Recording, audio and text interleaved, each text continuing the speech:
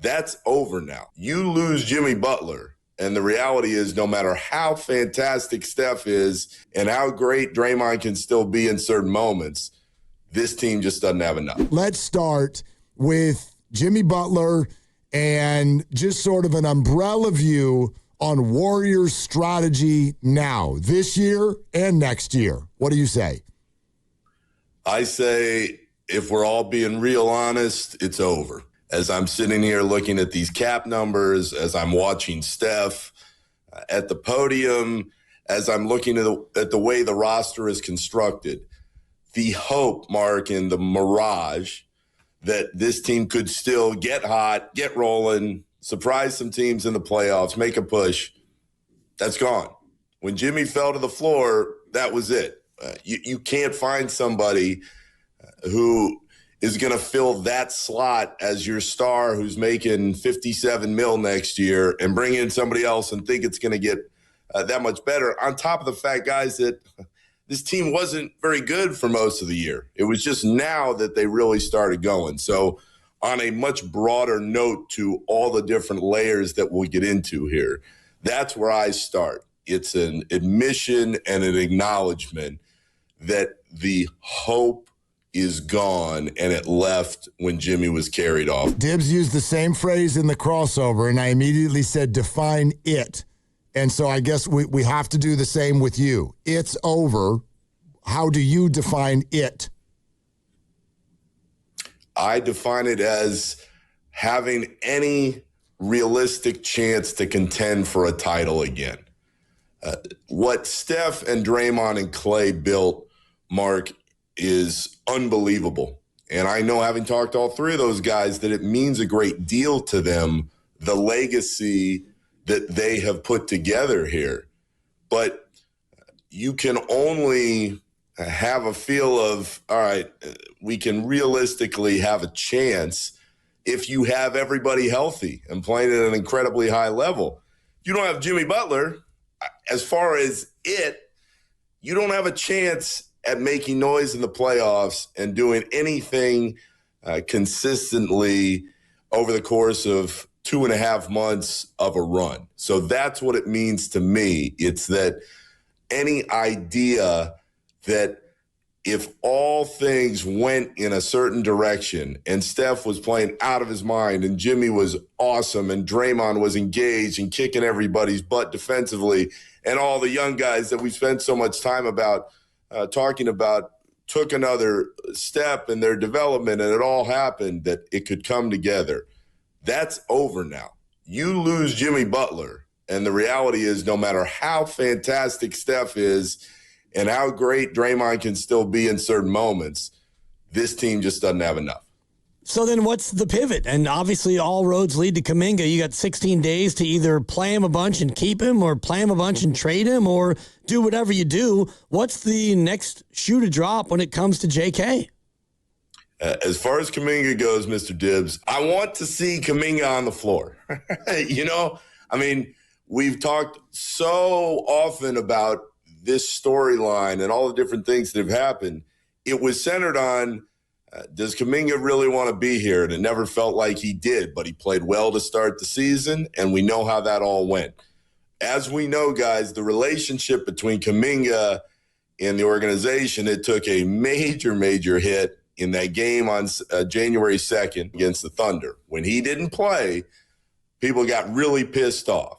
So can everybody put that away and move forward, knowing that in reality, the Warriors really could use him. They could use his help, his athleticism. They could use his minutes.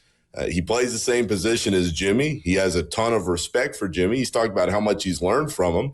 It makes a lot of sense in that regard for Kuminga to play, for Kerr to point at the bench and say, go get him, JK. But does he really want to do it? And only he knows the answer to that. So actions in this case speak a hell of a lot louder than words. We are going to find out if Kuminga wants to be out there, because Kerr has said repeatedly publicly he would have no hesitation going back to him despite all the things that have happened. Is it too dramatic to look and say, well, this is what the Warriors are going to do with Kuminga? In other words, if Kuminga plays 20, 24 minutes for the first time in 2 months, well, maybe they want to keep him. And if they don't play him at all, then maybe they actually do want to deal him. I don't think it's too dramatic, Mr. Dibs, because if he doesn't play to win, the entire world agrees the Warriors could use Jonathan Kuminga in this moment. Well, then when the hell is he going to play? But I would also say I don't think that means it's a absolute certainty that he's going to get dealt for the reasons that we've outlined already. So 100%, if Kuminga is sitting there at the end of the bench next to Draymond, as he has so many times throughout this season, and he does not get in, I think that's a very telltale sign. Where I hesitate is saying, okay, he didn't play, so therefore he's certain to be moved.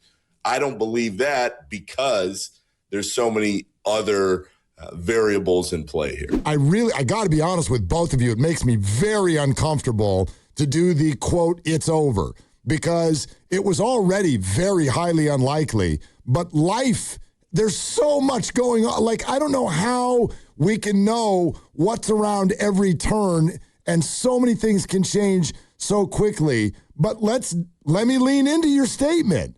If, quote, it's over, then what is Steph thinking? Does he agree with you? And if it is, what does he want to do? Mark, the only thing I could say on Steph is the same thing that he has said publicly for years and years, which is he wants to be in one jersey, in one place with one team throughout the entirety of his career. That is what he wants. He has said it 100 different times. Only he knows how he's feeling, but I can tell you guys listening to him at that podium, because I asked him, I said, even if Jimmy's out for a smaller amount of time, he's going to be out. What changes the most? And Steph sat there for a second and thought about it. And he goes, I am not ready to get into that.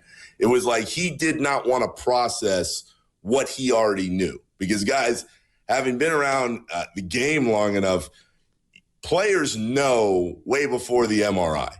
They know before it's official. They can say publicly all they want, oh, we hope, and our prayers are there with him, and that's all well-intentioned. They know.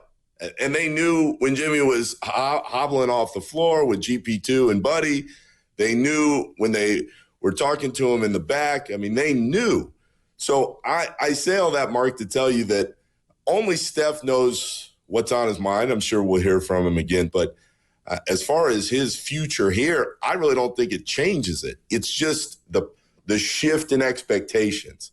And this goes to my point, and obviously the point that Dibs was making as well, because this team just is not good enough. The salary cap structure is the way it is. I mean, trust me, I've been looking at these numbers all day long. Let's throw out the name that we've also talked about for forever, I feel like, Giannis. Okay, let's say that Giannis, who just told Sam Amick, my colleague at The Athletic, he's never going to ask for a trade from Milwaukee. But let's say in the summer, 100 different things happen, and Jimmy and his cap slot and a zillion picks and Moody, whoever, whatever else Milwaukee wants. It all goes to Milwaukee, and Giannis comes here, and Giannis and Steph are here. Your entire team then is Giannis, 39-year-old next year Steph, and would be at that point going into his 37-year-old year Draymond. Tell me who in the world that team is beating for weeks and weeks of a playoff run. Could they be good? Sure. Would they be interesting? Of course they would.